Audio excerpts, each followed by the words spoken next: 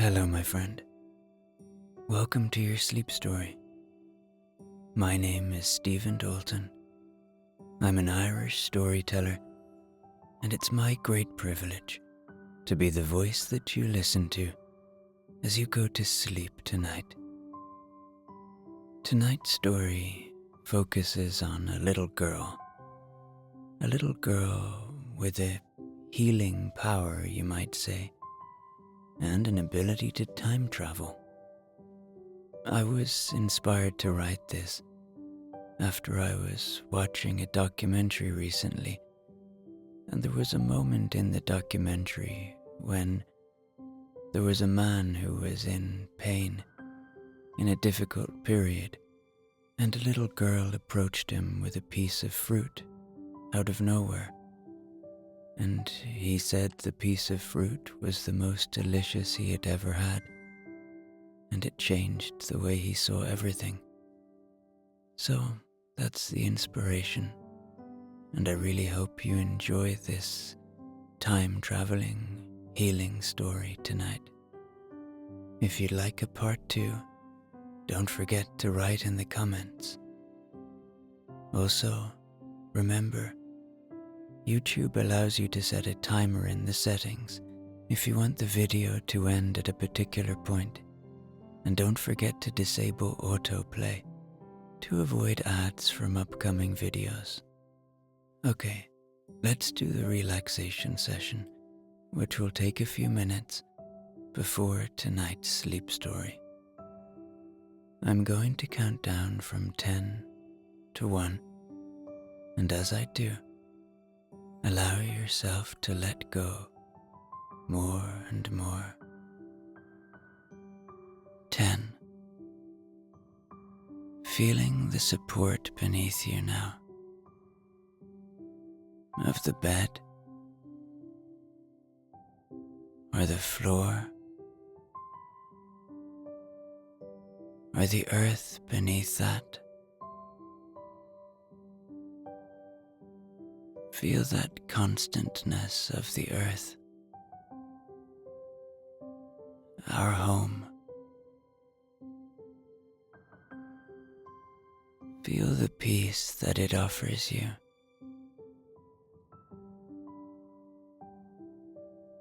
Feel a connection.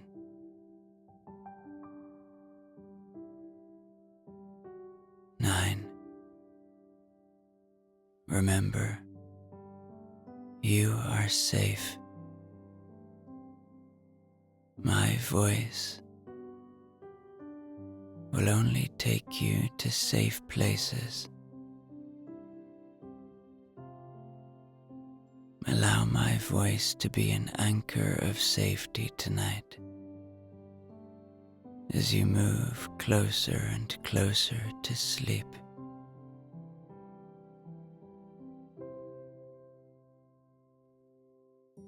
8. The day is done. Whatever has been, has been.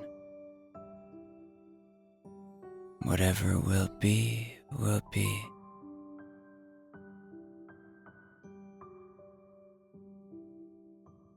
Allow yourself to really be in this moment. If thoughts arrive, just welcome them. Don't fight them. See them for what they are. Just thoughts. And then let them float away.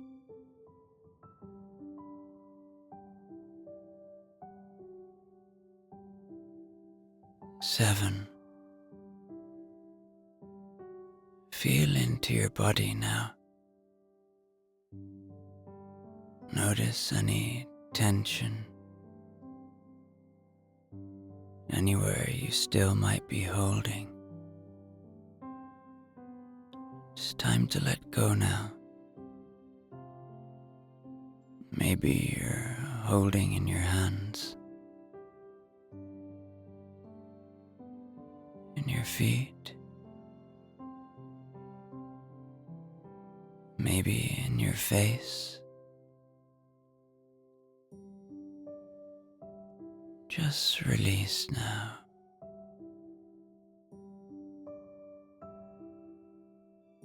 Let go.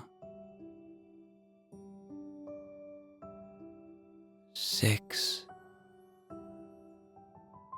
This is your moment. You have nowhere to be, nothing to do, nowhere to go. You deserve this moment. You deserve rest.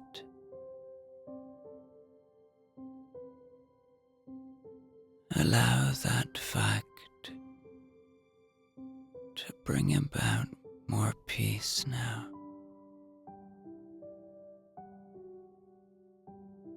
Breathe into that knowledge.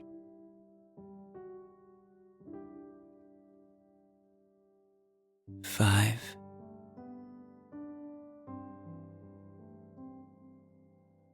Witness the peace within you. It's there. It's always there. Peace lives in you all of the time. It's just waiting to be seen.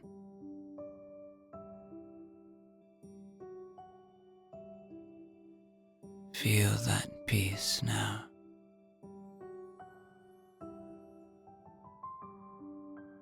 4.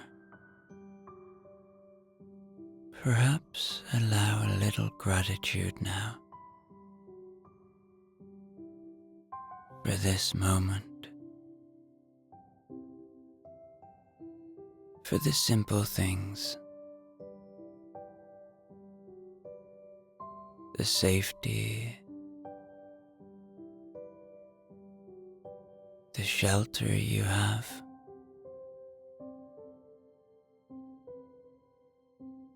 the ability to just lie here and listen to my voice.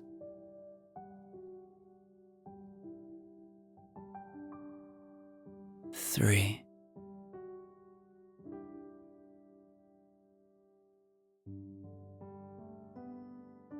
Tune into your body again. Are you holding anywhere still?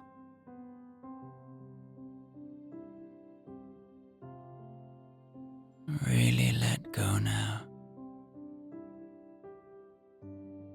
Release. Maybe you're holding in your belly, in your chest.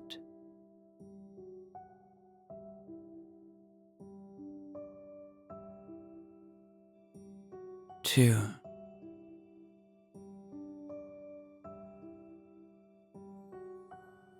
Begin to engage with your imagination now.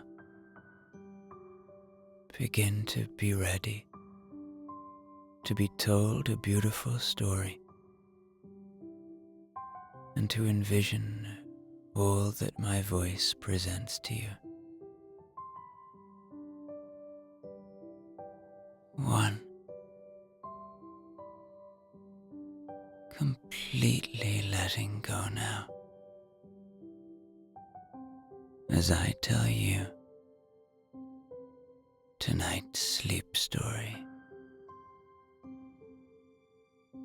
There once was a little girl, and if you or I were to meet this little girl, you might say that she was just a little girl, like any other little girl.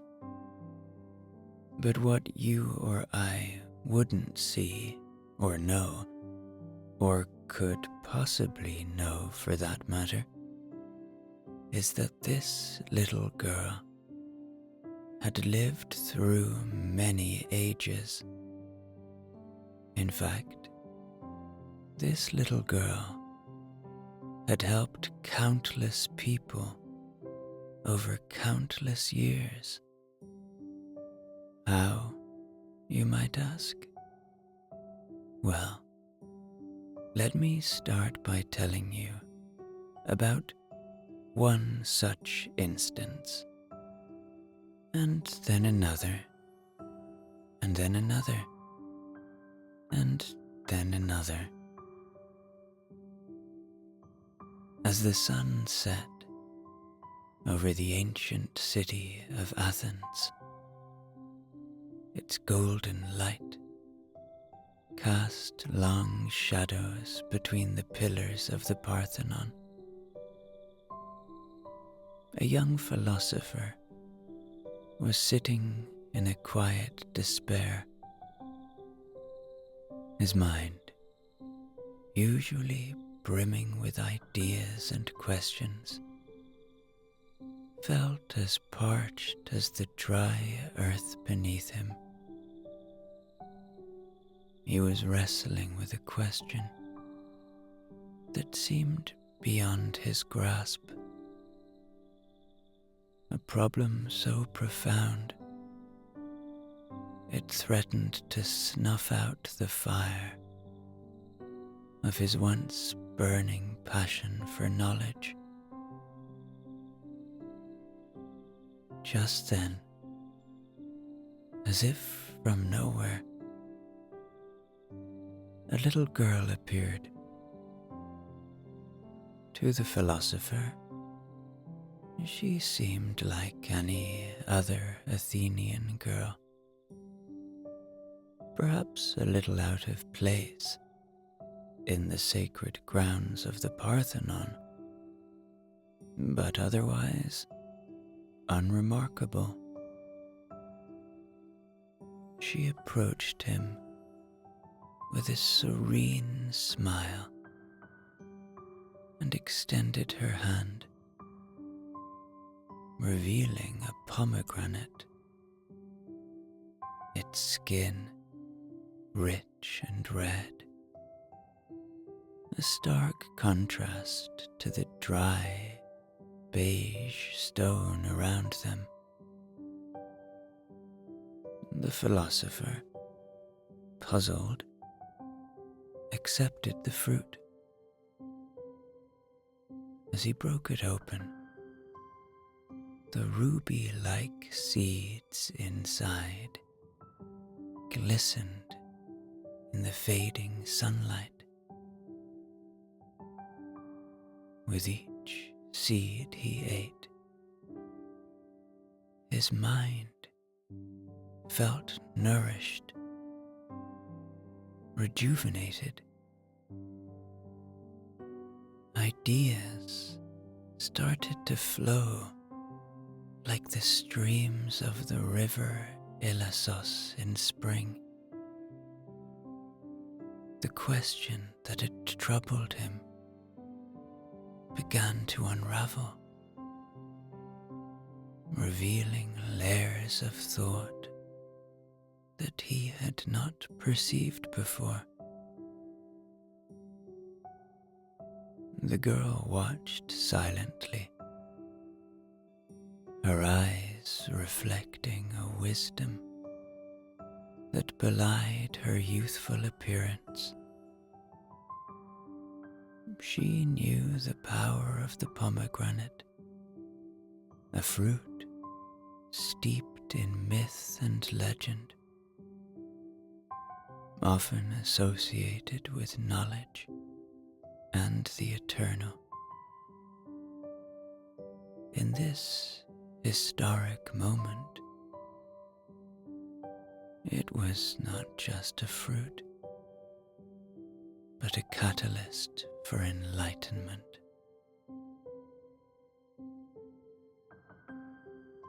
And as night enveloped the the great city of ancient Athens,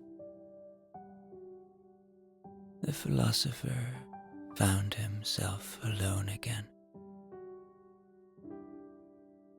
The girl had vanished as quietly as she had appeared, leaving behind no trace but the now empty husk of the pomegranate. His heart, however, was full of ideas, inspiration, and a new-found understanding. Little did he know that this was but one of the many times the girl would silently change the course of history,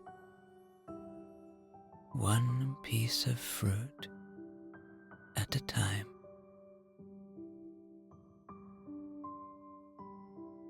In the heart of medieval England, a small village was gripped by a harsh winter. The frost had claimed their crops, and the people were on the brink of despair. Among them was a young woman, Emma, whose spirit had wilted like the last autumn leaves. Now, Emma was the village's healer, but the biting cold had taken away more than she could heal. Her apothecary was barren, and with it, so was her hope. As the snowflakes danced in the icy wind, the girl appeared again. She walked through the village, unnoticed by all but Emma, who was gathering scarce herbs outside her cottage. In her hand, the girl held an apple, vibrant and lush, defying the bleakness around them. It was as if the apple held the essence of a long-lost summer day within its skin.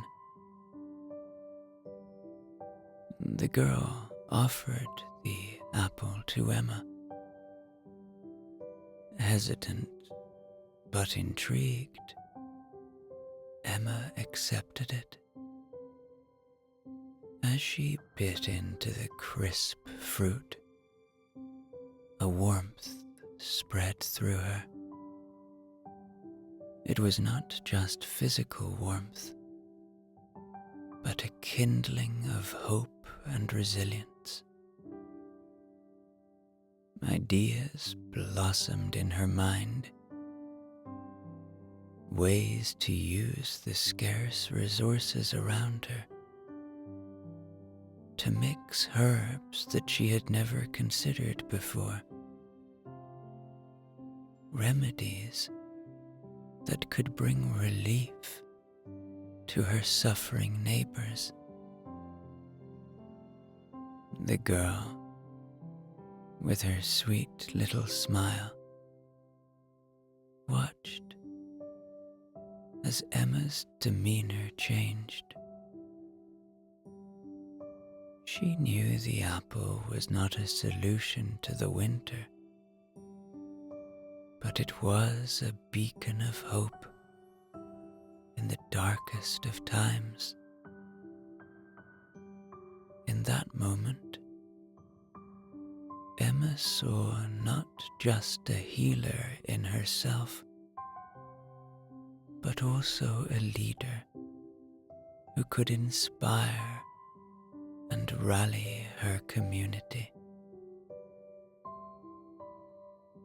As the girl slipped away, unnoticed by the rest, Emma felt a renewed sense of purpose. She gathered the villagers, sharing her newfound knowledge, and brought about a kind of collective strength that would see them all through the winter safely. They learned to adapt, to survive, and most importantly, above all, to hope. Once again,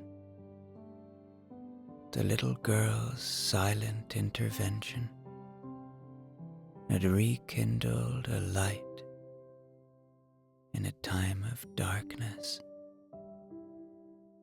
with nothing but a simple piece of fruit and a little bit of love.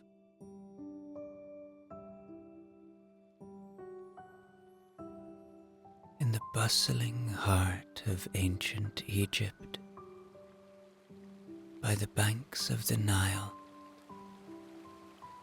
a young scribe named Amun struggled under the weight of his responsibilities. Tasked with documenting the complex grain distributions during a particularly bountiful harvest, he found himself overwhelmed. The granaries were full, and the organization of distributing this wealth to the far reaches of the kingdom was a puzzle beyond his young experience. One sweltering afternoon, as Amun sat in the shade of a sycamore tree, his scrolls and tablets scattered around him in disarray, the girl appeared. In her hand, she held a fig, its skin a deep purple. With a gentle gesture, she offered the fig to Amun. He accepted it, his curiosity piqued by this little stranger's presence. As he tasted the sweet fruit, a clarity took hold of him. The fig, a symbol of sustenance and prosperity in Egyptian culture, seemed to unlock a new understanding in his mind. Amun began to see patterns in his scrolls, ways to streamline the distribution,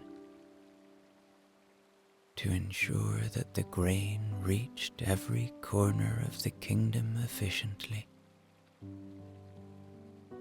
He devised a system of record keeping that was both simple and effective, turning a daunting task into a manageable one.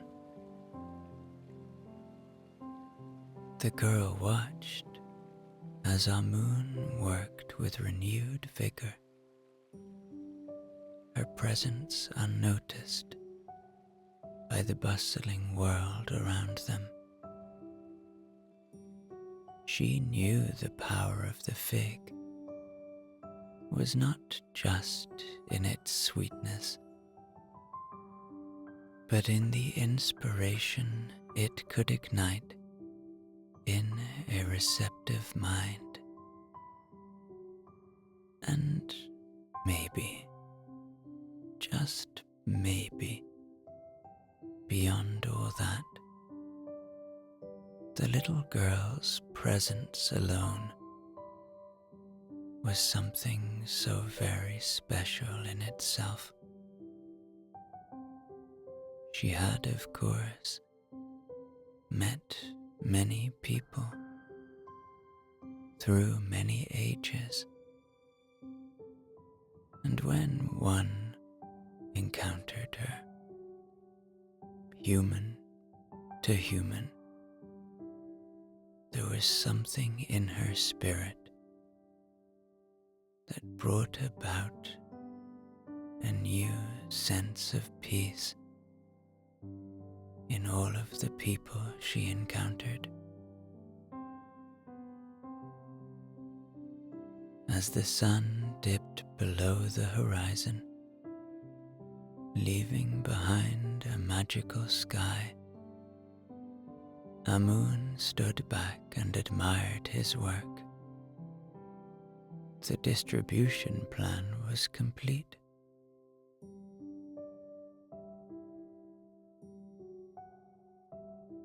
In the heart of the vast American plains, long before the modern world had touched its horizons,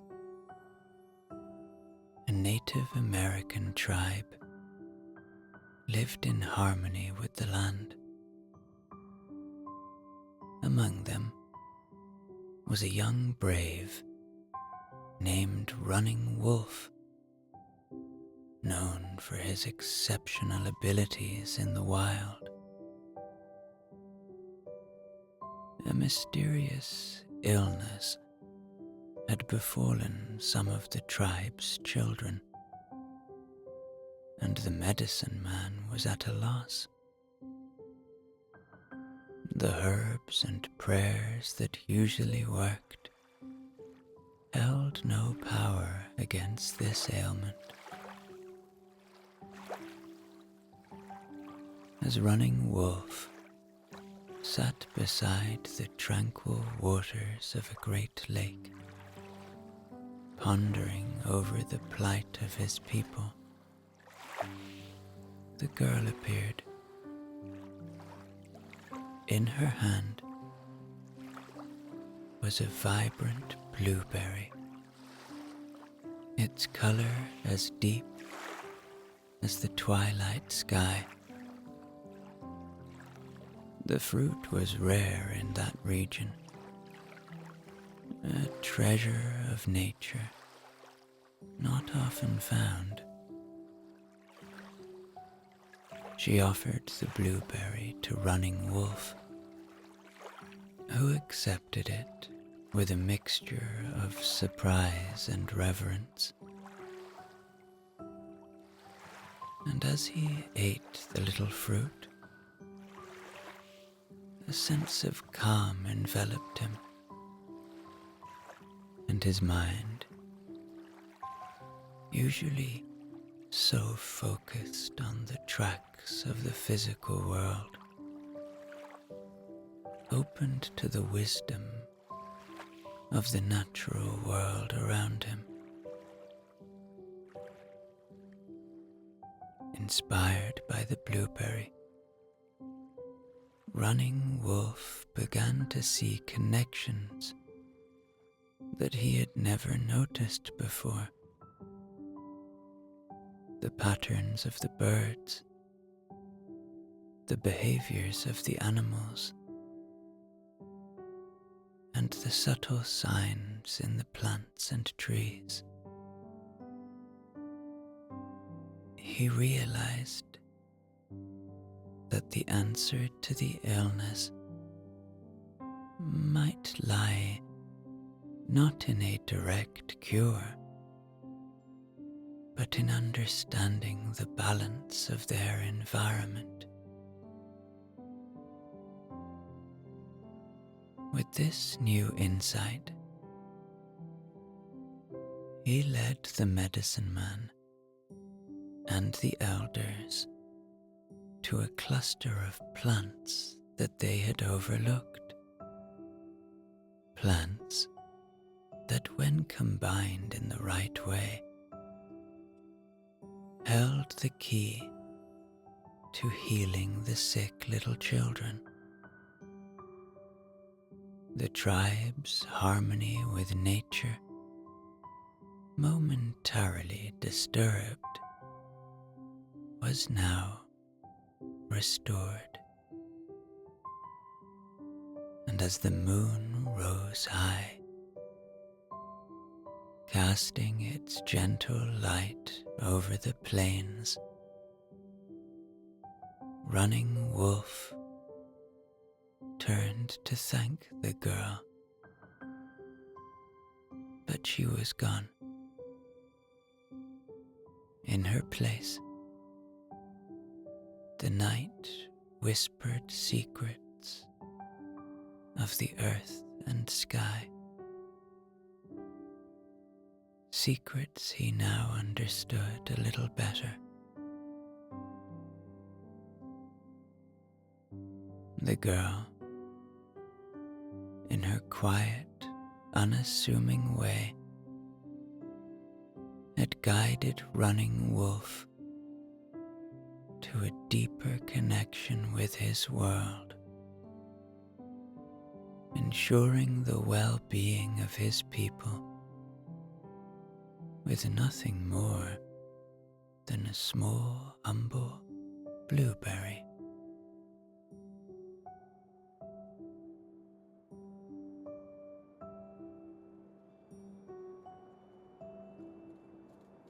In the bustling heart of 19th century New York City, amidst the clamor of horse-drawn carriages and the din of the ever-growing metropolis,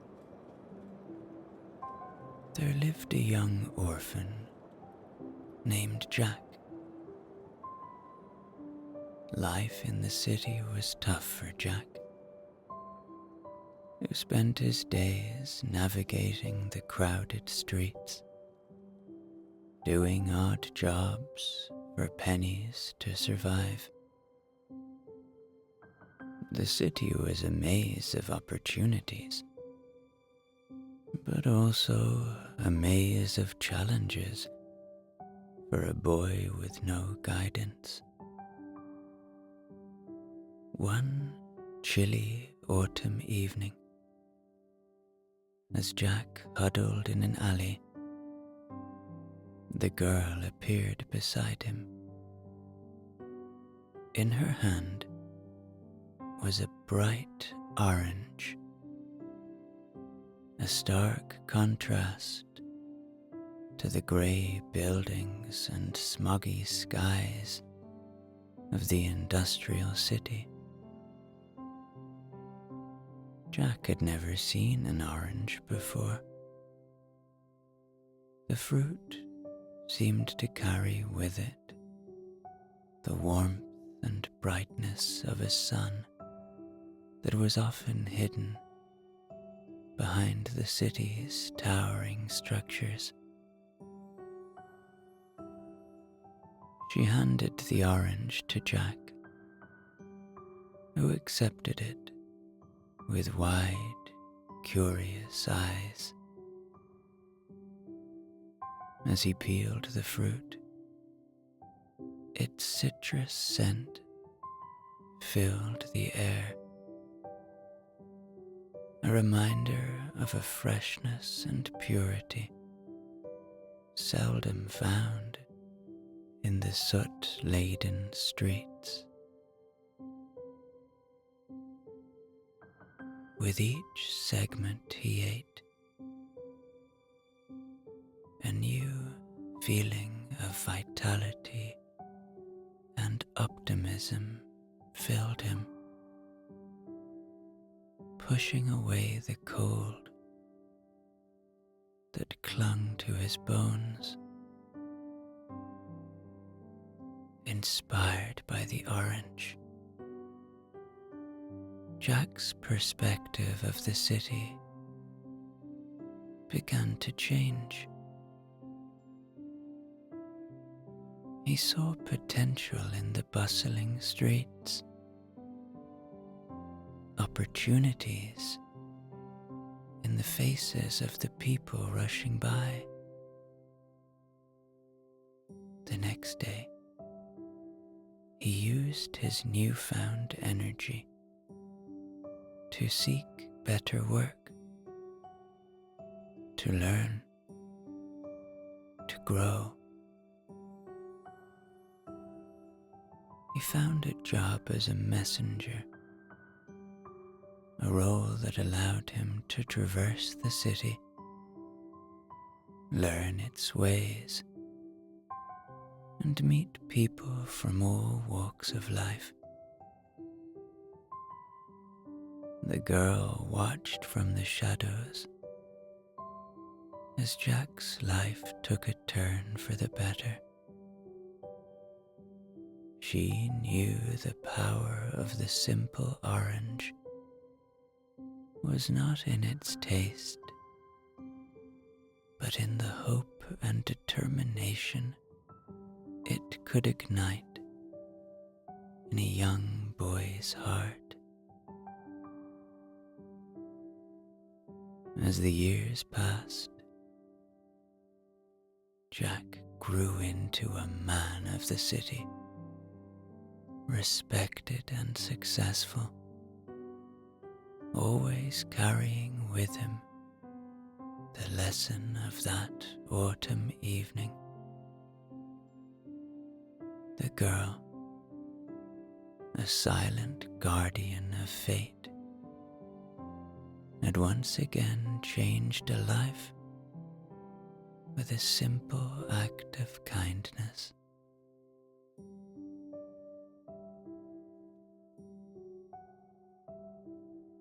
In the lush, verdant lands of New Zealand, long before the modern world had brushed its shores, the Maori people lived in deep connection with nature. Among them was a wise and respected elder, Rangi, known for his profound knowledge of the stars and the stories they told. Now, despite his wisdom, Rangi faced a dilemma that troubled his heart deeply. A long-standing dispute between two sub-tribes threatened the harmony of the larger community, and a solution seemed as distant as the furthest star. One serene night, as Rangi gazed at the starlit sky, seeking guidance, the little girl appeared beside him. In her hand, she held a kiwi fruit, its fuzzy brown exterior hiding a vibrant green heart. The fruit was native to the land,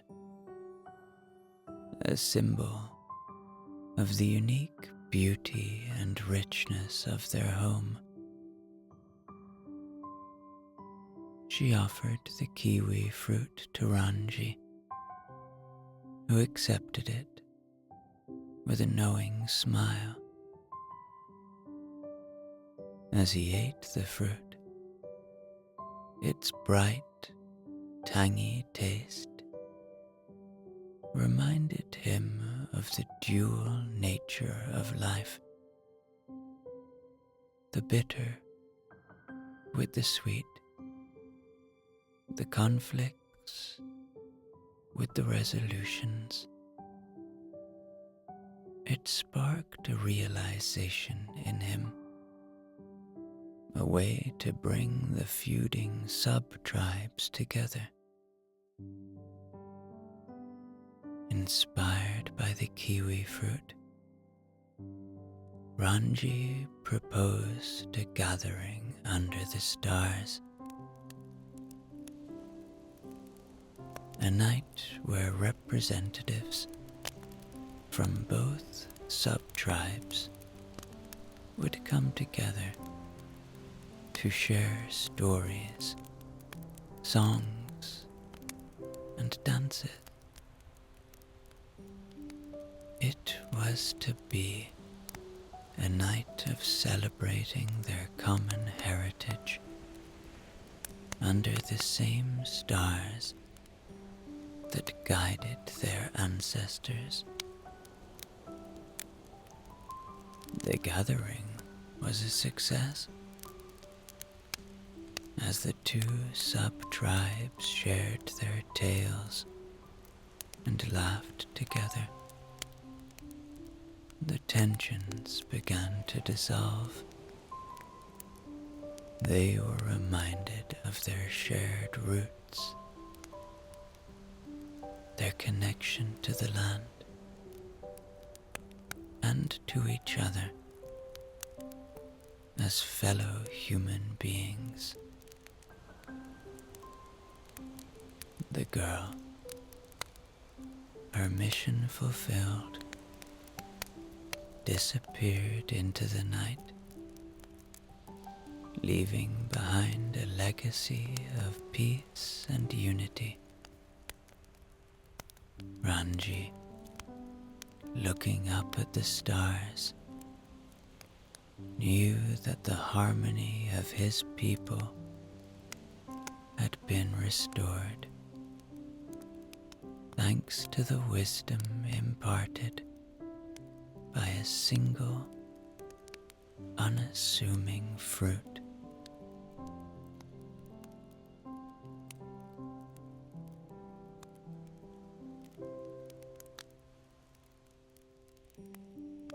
On the vast, sun-drenched African plains, where the horizon stretches endlessly under a blazing sky, there lived a young girl named Amina. She was a member of a nomadic tribe, known for their deep connections with the land and with the wildlife. Now Amina had a special bond with the animals, understanding their ways like no other in her tribe. However, a severe drought had struck the land, drying up water sources and withering the grasses. The animals were suffering, and Amina felt their pain, yearning to help, but unsure how.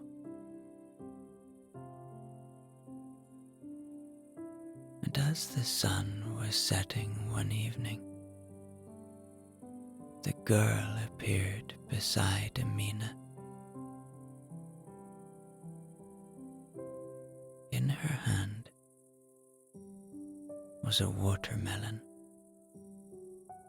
its green striped shell a stark contrast against the dry brown earth. The fruit was a rare sight in these arid times,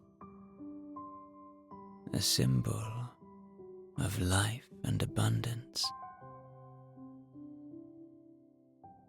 The girl offered the watermelon to Amina,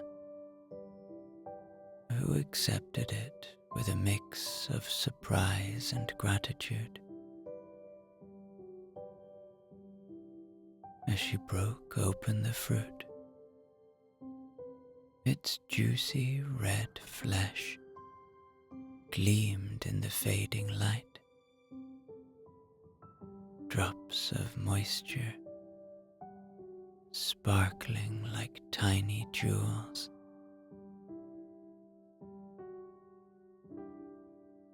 Eating the watermelon, Amina felt a surge of hope and clarity.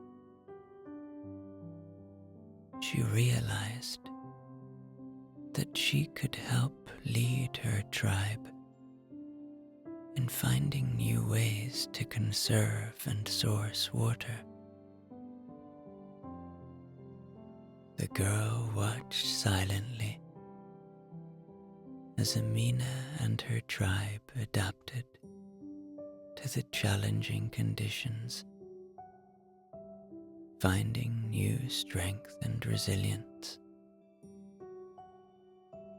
And as the stars began to twinkle in the vast African night sky, Amina looked around at her tribe and the animals, now filled with a new sense of hope.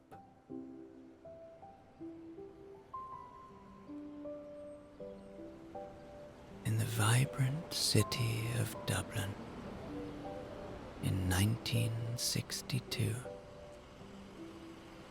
there lived a young musician named Liam. He was a talented guitarist with dreams of making it big, but he struggled to find his own voice in the bustling Dublin music scene. The city was alive with folk music, a genre of music held close to the hearts of the Irish.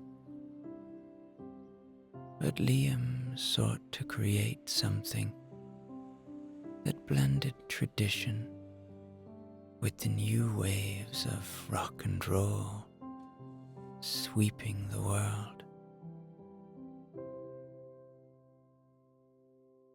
One cool evening, as Liam sat by the River Liffey, his guitar resting beside him, lost in thought, the girl appeared. In her hand was a strawberry.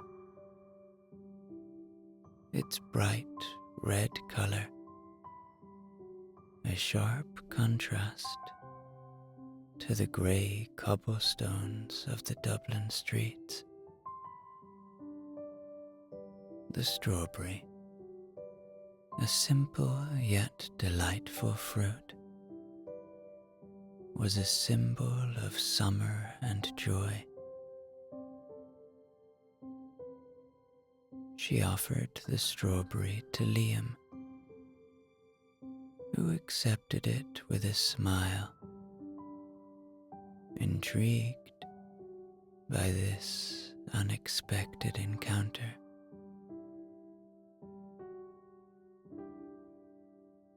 As he savored the sweet and slightly tart fruit, a melody began to form in his mind. The strawberry reminded him of the simple pleasures in life, of the beauty in blending different flavors and experiences. Inspired by the fruit, Liam picked up his guitar and began to play. the notes that flowed from his fingers were a fusion of the traditional Irish tunes he had grown up with and the energetic beats of rock and roll. It was a sound unique to him, a blend that respected tradition while embracing the new. The girl watched as Liam found his rhythm, her presence unnoticed by the passers-by. She knew that the strawberry had been more than a snack. It was a spark for creativity, a reminder that harmony could be found in the blend of the old and the new. And as the night grew deeper and the streets of Dublin buzzed with life, Liam played his new tune, feeling more connected to his music than ever before. The girl had vanished, but her gift had ignited a flame of creativity in Liam's heart. Liam's music would go on to capture the spirit of Dublin in those years, a melody of change and continuity, inspired by a simple strawberry on a cool Dublin evening.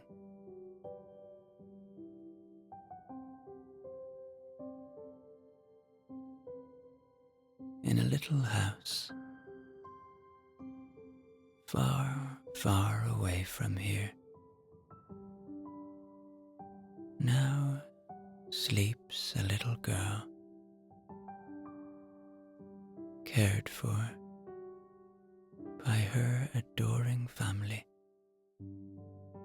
a family that are completely oblivious to the miraculous journeys their little girl takes every single evening as she travels through time, carrying pieces of fruit.